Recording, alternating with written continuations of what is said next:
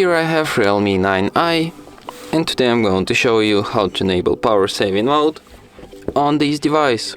So firstly you have to go to the upper bar, and here you can find power saving mode button.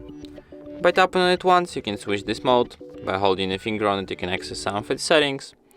For example, you can set it to turn off automatically when your device is up to 60% charged.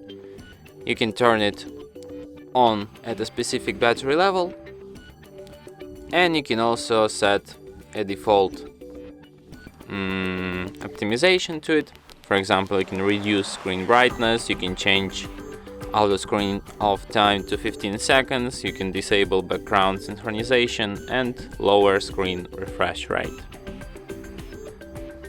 So yeah, and that's it. Thanks for watching.